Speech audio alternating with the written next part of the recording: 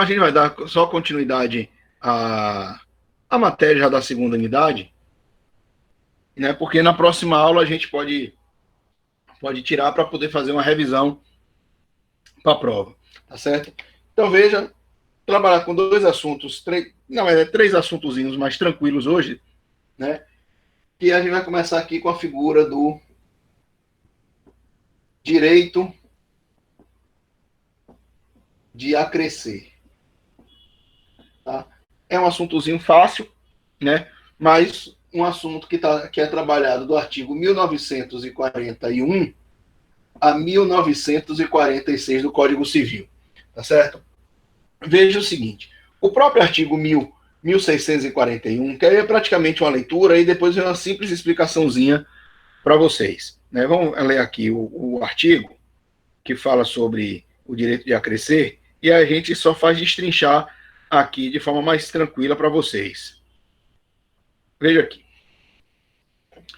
Quando vários herdeiros, pela mesma disposição testamentária, forem conjuntamente chamados à herança, em quiões não determinados, e qualquer deles não puder ou não quiser aceitar a sua parte, acrescerá a dos outros co-herdeiros, salvo o direito do substituto. O direito de acrescer competirá aos colegatários,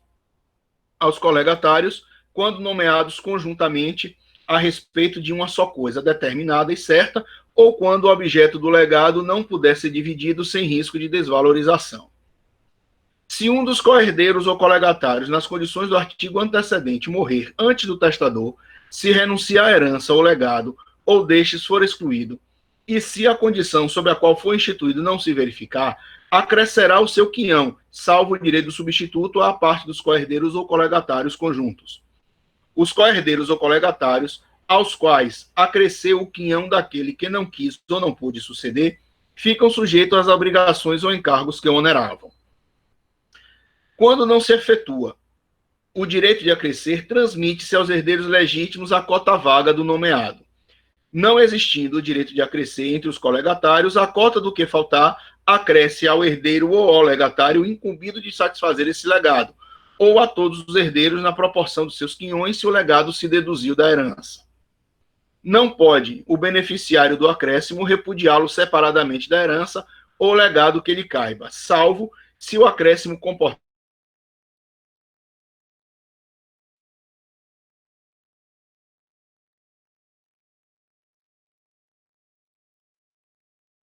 verte o acréscimo para a pessoa a favor de que e legado um só, usufruto conjuntamente a duas ou mais pessoas, a parte da que faltar acresce aos colegatários. Se não houver conjunção entre os colegatários, ou se, apesar de conjuntos, só lhes for legada certa parte do usufruto, consolidar-se-ão na propriedade as cotas do que faltarem à medida que eles forem faltando.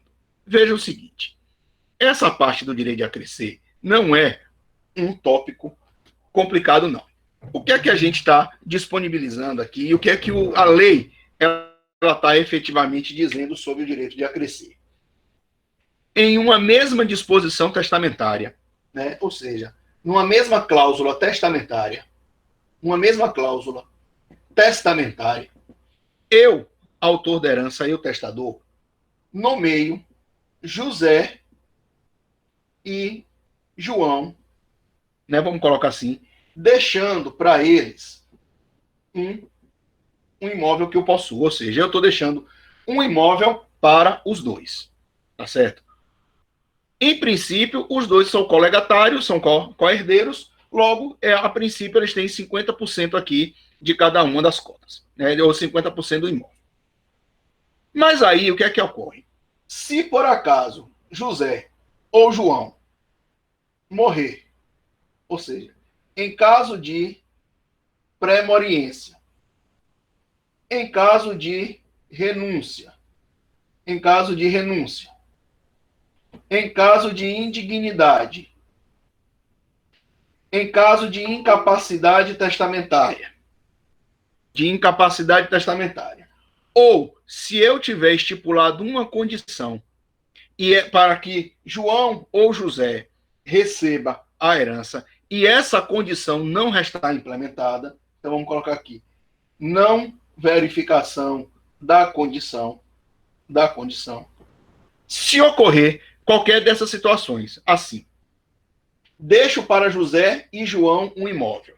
Se por acaso José, vamos botar aqui, se por acaso José morre, ou José renuncia, ou José é considerado indigno, ou José se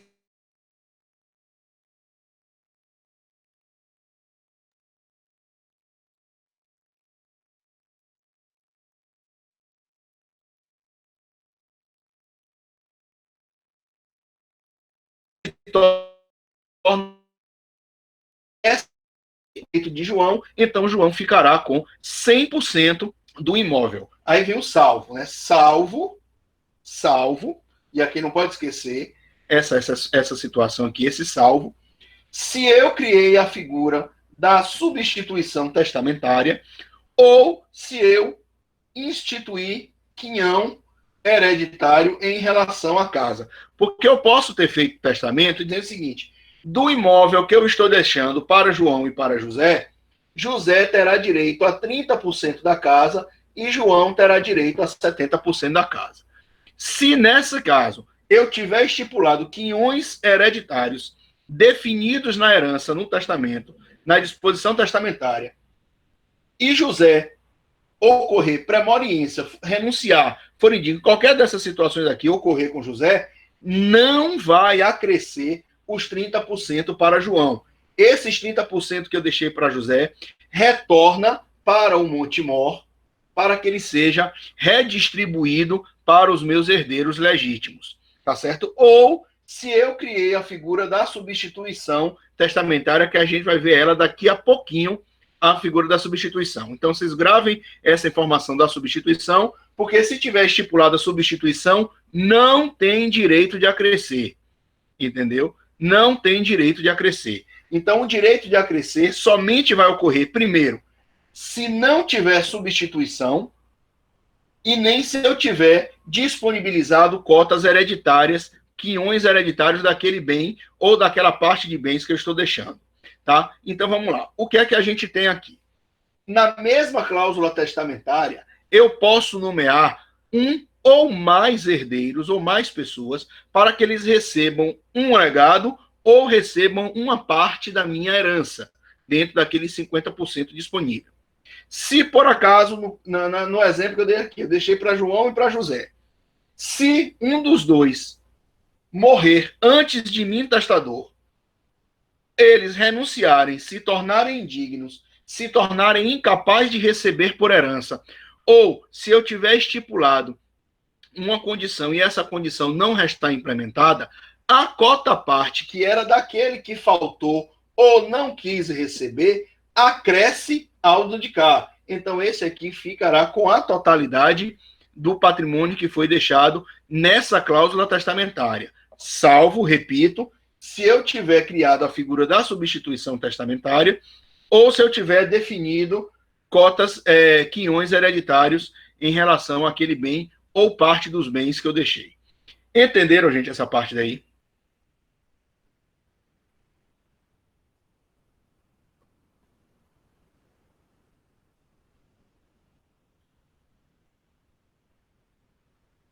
Aí, Magno, um legado é da aula passada, meu amigo. Legado é uma coisa certa e determinada. Aí você tem que verificar a aula passada. Tá certo? Então, veja. O que é que eu preciso saber realmente sobre esse direito de acrescer, né? Os requisitos que foram, que devem ser analisados em relação ao direito de acrescer. Primeiro, primeira informação, primeiro requisito que vocês têm que olhar. Tem que haver a nomeação de dois ou mais herdeiros na mesma disposição testamentária. Veja, tem que ser na mesma disposição testamentária, tá certo? O legado ou a herança tem que ser do mesmo bem ou de uma porção de bens, né? Tem que haver ausência de cotas hereditárias. Ela não posso ter criado também substituição testamentária e tem que ocorrer quaisquer dessas situações daqui que impossibilitam aquele determinado herdeiro a receber a herança. E aí, se isso ocorrer, a parte que caberia a ele acrescenta ao direito do outro, e o outro que está vivo, aquele outro que não renunciou, aquele outro que não teve qualquer problema para receber a herança, ele recebe a totalidade dos bens.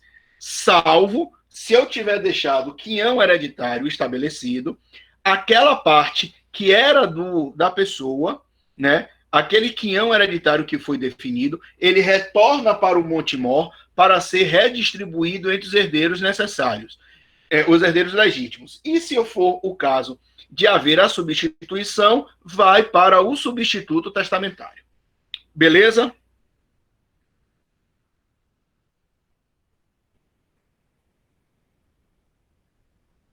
Tá tranquilo, gente? Ô, professor? Diga. Danilo, aqui você falou sobre o legado, tem que vir do mesmo grupo de bens? Não. Na mesma disposição testamentária, eu tenho que deixar o legado ou uma parte dos bens para duas ou mais pessoas, na mesma disposição. Eu posso pegar, por exemplo, Danilo, e dizer assim, eu deixo 10% da minha herança para Danilo e Magno. Pronto. Veja que eu estou disponibilizando não é um legado, eu estou disponibilizando uma parte do meu quinhão. Mas eu posso também estabelecer a figura do legado, que é a coisa certa e determinada. Eu deixo o meu carro para Danilo e para Magno. Então, eu estou deixando vocês dois com o direito de serem proprietários, coproprietários daquele bem deixado a título de legado. Certo. Valeu. Beleza? Então, vamos lá. Aí a gente passa, por conta dessa informação, a trabalhar com a parte da substituição testamentária, né? Vamos aqui apagar, porque eu vou precisar dessa brincadeirinha aqui de novo.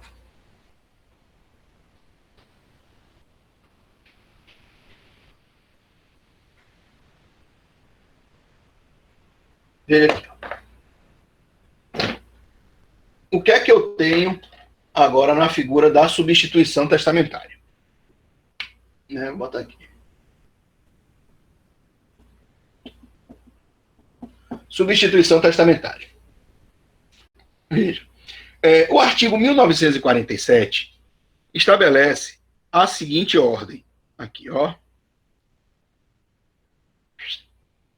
O testador pode substituir outra pessoa ao herdeiro ou ao legatário nomeado para o caso de um ou outro não querer ou não poder aceitar a herança ou legado, presumindo-se que a substituição foi determinada para as duas alternativas, ainda que o testador só a uma se refira.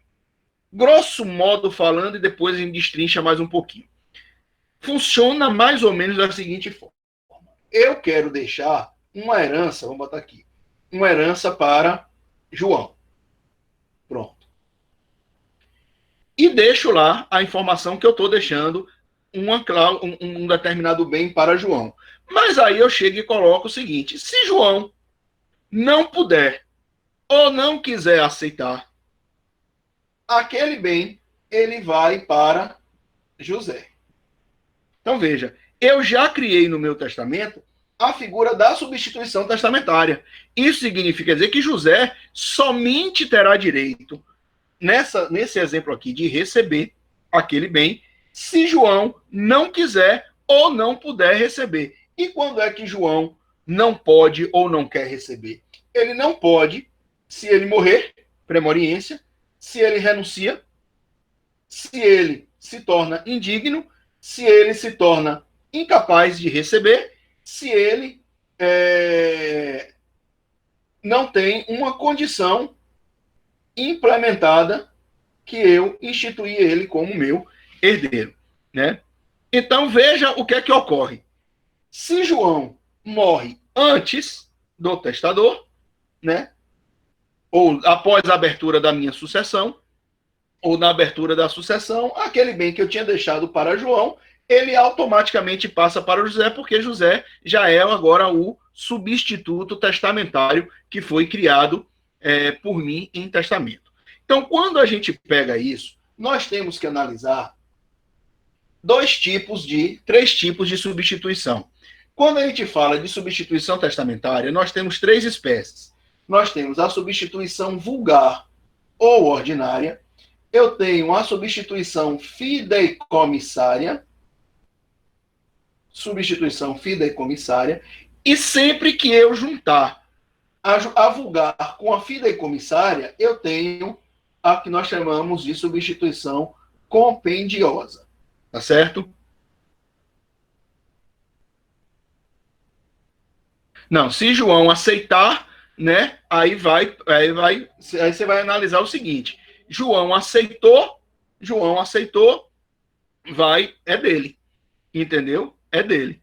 Agora, eu posso estabelecer que, se João vier a morrer, agora, quando você fala aqui de morte, é pré-moriência, não é depois do testamento aberto, não. Porque se for depois do testamento e João aceitou, aí vai passar a ser patrimônio de João e aí vai para os próprios herdeiros dele.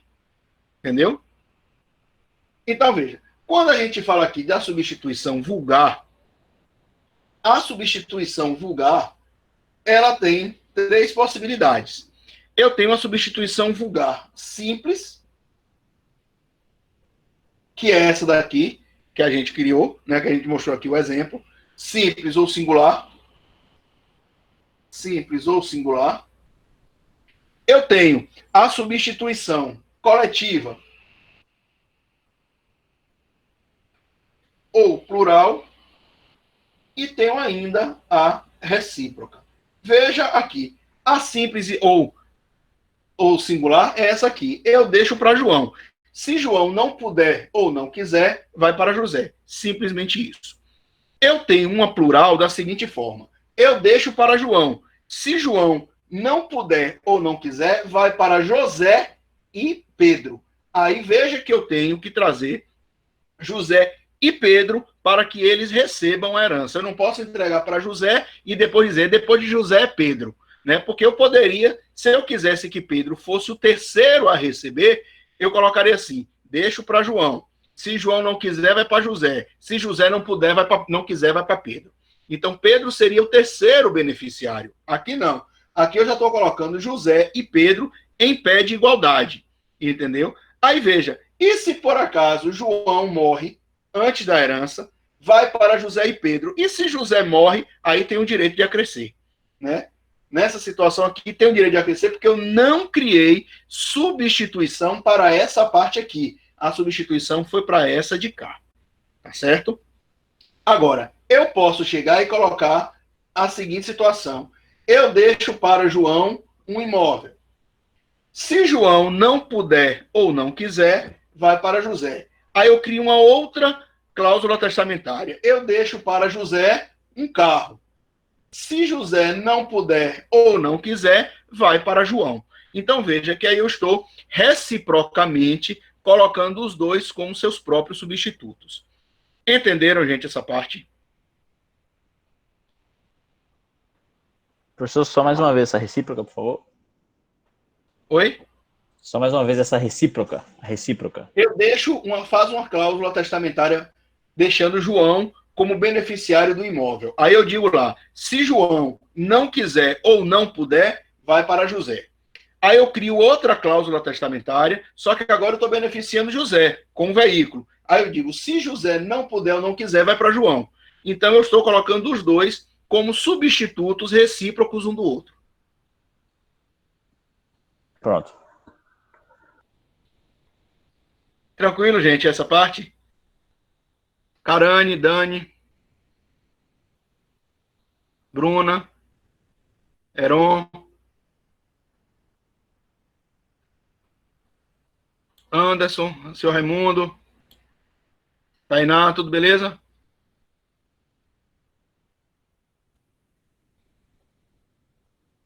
Nem tanto, Dani. Mas deu para pular a janelinha. Alisson, beleza. Tá? Agora veja a seguinte situação, que essa aqui a galera às vezes tem uma tendência a confundir a coisa, né? Que é a substituição fideicomissária, né? A substituição fideicomissária. Eu coloco a seguinte situação aqui. Na verdade, quando eu faço a substituição fideicomissária, eu quero que efetivamente essa terceira pessoa aqui, Pedro, é que seja o beneficiário, o destinatário final do meu patrimônio. Tá? Só que, logo após a minha morte, com a abertura do meu testamento, está lá dizendo, eu quero deixar um apartamento, o meu imóvel para Pedro. Porém, antes de ir para Pedro, esse imóvel deverá ser entregue para José, e José, sei lá, bota aqui, durante 5 anos, fica no usufruto desse imóvel. Pronto. Quem é o destinatário final? Pedro. Isso significa dizer que, após os 5 anos, José automaticamente tem que transferir o imóvel para Pedro. Já é de Pedro. Só que Pedro somente vai ser agora o proprietário pleno daquele objeto deixado em testamento depois dos 5 anos, porque eu criei uma substituição fideicomissária. Veja que ela não é imediata. Pedro não recebe imediatamente o patrimônio, porque aquele patrimônio será entregue a título de confiança para José, né, para que depois daqueles 5 anos, ou uma outra condição, uma outra situação, a gente pode dar aqui alguns outros exemplos, eles venham para Pedro. Eu posso chegar e colocar o seguinte, fazer um testamento e dizer assim, eu quero deixar 10% do meu patrimônio para o primeiro filho que meu filho venha ter, ou seja, para o meu primeiro neto. Meu filho ainda não tem filho. Então, 10% do imóvel, do meu patrimônio, será entregue para meu filho, e quando esse meu neto nascer, desde que esse meu neto ele venha a ser, pelo menos nascituro, em até 2 anos da minha morte, né, esses 10% repassam para o meu primeiro neto. Veja que não é de propriedade do meu filho. Né? Eu estou falando aí da figura de um concepturo, um ser que ainda não foi nem concebido e que já tem direito hereditário resguardado, desde que ele venha a ser nascituro em até 2 anos da minha morte. Tá? Mas aquele quinhão, aqueles 10%, ficarão sob a administração do meu filho para que depois passe para ele. Tá certo? Isso é que é a substituição fideicomissária. Por que é que a galera tende a confundir? Primeiro, a nomenclatura as terminologias da substituição fideicomissária. Essa primeira pessoa daqui, João, que é o testador, né? João é o testador, ou fideicomitente. A primeira pessoa que recebe o bem, que não é o destinatário final, nós chamamos ele de fiduciário ou gravado. É a pessoa que primeiro recebe com a obrigação de depois entregar para o outro. E esse último daqui, que é o destinatário final, né? Destinatário final ou fideicomissário. Esse daqui é a pessoa que vai receber o patrimônio ao final. Tá certo, gente? Então, veja que eu posso estar criando uma substituição compendiosa se eu misturar a vulgar e a fideicomissária. Veja, eu posso chegar e dizer aqui, João faz o testamento dele e diz, eu quero deixar a casa para Pedro. Porém, se Pedro, quando receber, não quiser ou não puder, vai para Antônio. Só que esse imóvel vai ficar na mão de José pelo período de 5 anos. Então, veja, eu criei um direito de usufruto para José pelo período de 5 anos. Após esses 5 anos, o imóvel tem que passar para Pedro. Se Pedro não quiser ou não puder, se transfere para Antônio. Então, veja, eu tenho aqui uma substituição compendiosa, porque eu misturei a figura da substituição fideicomissária e da substituição vulgar. Fideicomissária, porque ela vem de fidúcia, fideicomisso, decorre de fidúcia, confiança. Tá certo? Então, o que nós temos na substituição fideicomissária é justamente essa situação daqui. Agora, veja que a gente tem algumas situações em relação ao fideicomisso, que é o que às vezes cai na prova, algumas consequências jurídicas que nós temos em relação a isso. Veja. Diferença de extinção e de caducidade do fideicomisso, né? A extinção do fideicomisso vai ocorrer quando se atingir o objetivo final. No momento em que aquele imóvel que eu deixei aqui ficar nas mãos de Pedro, acabou o fideicomisso, né? Porque se consolidou, né, o alcance que o testador desejou quando ele fez a cláusula testamentária, né? Mas ele pode caducar, aí já não é extinção de fideicomisso, é caducidade, né? Se, ó, para isso aqui, ó, caduca o fideicomisso se o fideicomissário, o destinatário final, morrer antes do fiduciário. Ô, Michel, aí se consolida nas mãos de José? Não, a não ser que eu tenha, né? A não ser que eu tenha feito a substituição compendiosa. Eu digo o seguinte: eu quero deixar o imóvel para Pedro. José fica 5 anos com ele. Mas se quando José passar para Pedro, se Pedro não quiser ou não puder, volta para José. Ou então eu digo o seguinte: se consolidará, se Pedro morrer antes de José, se consolida a propriedade na mão de José. Então eu fiz uma compendiosa. Mas se isso não acontecer, e Pedro morre antes de José, o que é que ocorre? Como? Caduca o fideicomisso, e aí, caducando o fideicomisso, né, o bem ele vai ter que voltar para o Monte Mor para poder ser redistribuído entre os herdeiros legítimos do autor da herança, né? Veja aqui, olha o que diz aqui. 1947.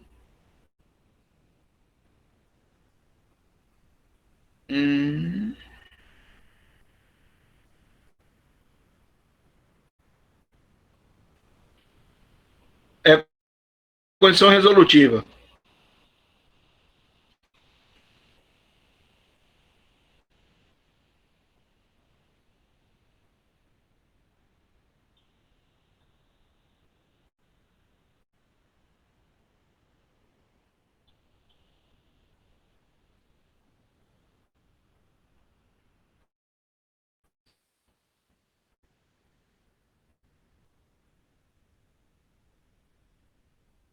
Espera aí, pega aqui.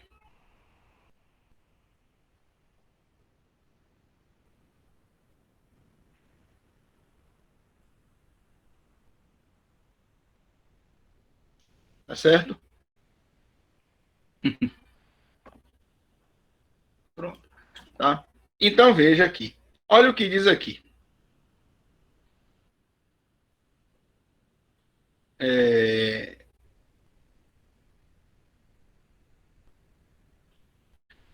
Caduca o fideicomisso se o fideicomissário morrer antes do fiduciário ou antes de realizar-se a condição resolutória do direito desse último. Neste caso, a propriedade consolida-se no fiduciário nos termos do artigo 1955, aqui. O fideicomissário pode renunciar à herança ou legado, e neste caso o fideicomisso caduca, deixando de ser resolúvel a propriedade do fiduciário se não houver disposição contrária do testador. Então veja, se houver a caducidade do fideicomisso, se o fideicomissário morre antes de José, aqui no caso, se Pedro morre antes de José, o patrimônio fica todo para José. Aqui não precisa nem fazer a substituição testamentária, tá? Um equívoco meu aqui, né? Então, caducando o fideicomisso, vai se consolidar a propriedade nas mãos de José. Se Pedro morre antes ou renuncia ao legado antes de receber o patrimônio que estava nas mãos do fiduciário, que seria José. Tá certo? Então, nessa situação aqui, com a caducidade do testamento, se consolida nas mãos do fiduciário. Ou se por acaso, né, se você pega aqui o artigo 1799, veja o que diz aqui, 1799, parágrafo 4º, não, 1800. Se decorridos 2 anos após a abertura da sucessão não for concebido o herdeiro esperado, os bens reservados, salvo disposição em contrário do testador, caberão aos herdeiros legítimos. Aí o que é que ocorre? A outra parte de caducidade que a gente tem é, naquela hipótese do meu filho aqui, eu quero que deixe para o meu neto, que ainda não existe. Se eu deixo para o meu neto, mas esse meu neto não vem a nascer, ou ser pelo menos nascitura em até 2 anos da minha morte, aí sim esse patrimônio retorna para o Montemor. Então são duas situações aqui distintas, gente. Vamos organizar aqui as ideias para que a gente não crie uma confusão aqui para vocês. Nós temos duas hipóteses falando aqui de caducidade do testamento. A primeira hipótese de caducidade é se o fiduciário, o destinatário final, morre antes do fiduciário, caduca o testamento e aí se consolida nas mãos do fiduciário. Essa é a primeira hipótese de caducidade. A outra hipótese de caducidade é aquela situação do concepturo. Eu quero deixar para o meu primeiro neto. E fica na mão do meu filho até que esse meu primeiro neto venha a nascer. Mas esse meu neto, ele tem que ser pelo menos nascituro em até 2 anos da minha morte. Se isso não acontecer, não se consolida nas mãos do meu filho. Esse patrimônio terá que ser retornado para o Montemor para poder ser redistribuído entre os meus herdeiros legítimos. Entenderam, gente, essa parte?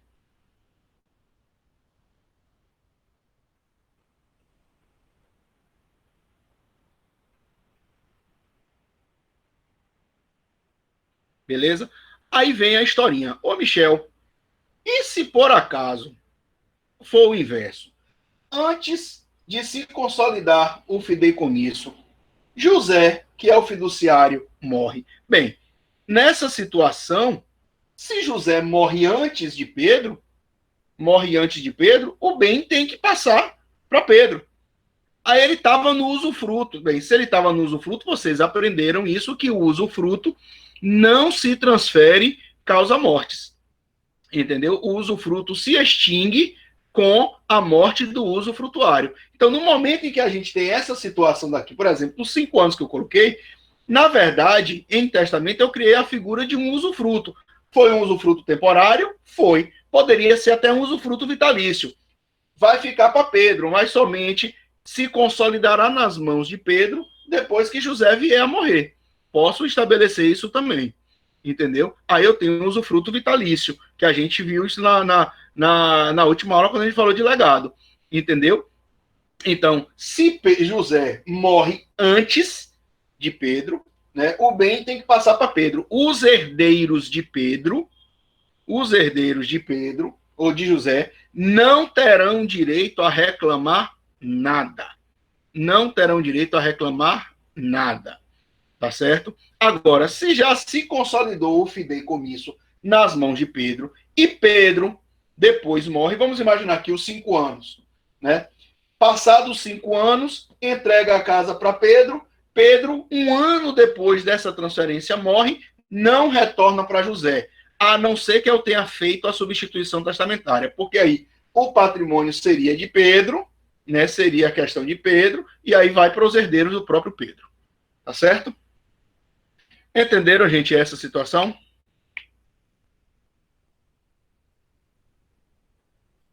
É um assuntozinho até tranquilinho pra gente estar dando estudada. Beleza? Aí vem o último tópico de hoje, né? Que eu vou nem usar o quadro aqui, que é a figura do testamenteiro, né? Veja,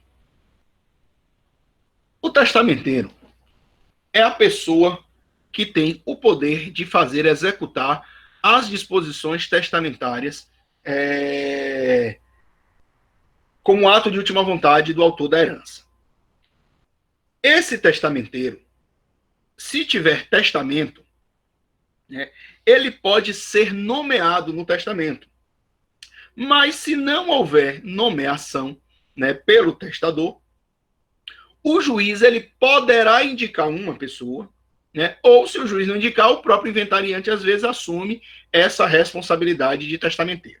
Né? Então, o testamenteiro é a pessoa encarregada de fazer cumprir as disposições de última vontade do testamento. É, efetivamente, o executor do testamento. Né?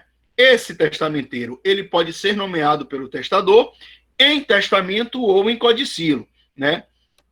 E o juiz deverá confirmar ou não o nome desta pessoa, né, como testamenteiro.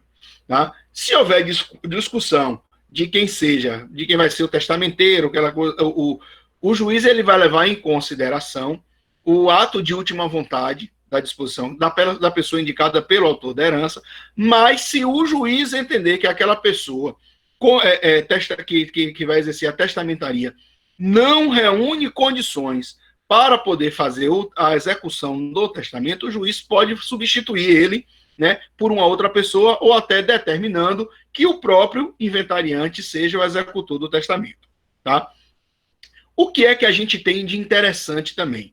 Que eu, testador, no momento em que eu faço a disposição testamentária e designo uma pessoa como testamenteiro, eu posso dizer que a testamentaria é uma função remunerada, né? Porque ela, via de regra, ela é remunerada. Então, eu tenho que estabelecer o valor, né, do pagamento do prêmio, né? Ou o próprio juiz vai determinar um valor para poder o testamenteiro exercer aquela função. E vai ser pago pelo próprio espólio. Agora, se o testamenteiro for o próprio herdeiro ou o legatário, né, ele vai exercer essa função de forma desinteressada, ou seja, ele não vai receber nada, né, além daquilo que já está disponibilizado para ele em testamento. Mas se a pessoa for um herdeiro legatário, né, o herdeiro legatário, a lei também determina que ele tem a possibilidade, né, de renunciar ao legado e receber o prêmio. Ele não pode ficar com os dois. Quando a lei coloca assim, o artigo 1988, o testamenteiro que for legatário poderá preferir o prêmio ao legado, ou seja, poderá preferir não significa dizer que ele tem a opção de ficar com os dois, não. Ou ele escolhe um, ou ele escolhe o outro, se ele for legatário e testamenteiro. Entendeu? Ele pode renunciar ou à herança e recebe o prêmio da testamentaria, ou ele diz, não, eu vou optar ficar com o legado e vou exercer a testamentaria de forma desinteressada. Entendeu? Então, não tem prejuízo nenhum. Tá? Entenderam, gente, essa parte? É só mais uma pessoa que aparece nessa relação enorme de pessoas envolvidas no inventário. Beleza? Assuntozinho tranquilo, né? Na próxima aula a gente vai fazer uma revisãozinha, né? Porque vai ser a nossa última aula antes da V1, né? Então tragam as dúvidas de vocês. Só vai cair sucessão legítima. Essa parte aqui é assunto da segunda unidade, entendeu? Esse é assunto da segunda unidade. A gente não vai cair, a gente só fez adiantar o nosso assunto, entendeu? Aqui. Vocês têm alguma dúvida, alguma coisa que vocês queiram perguntar?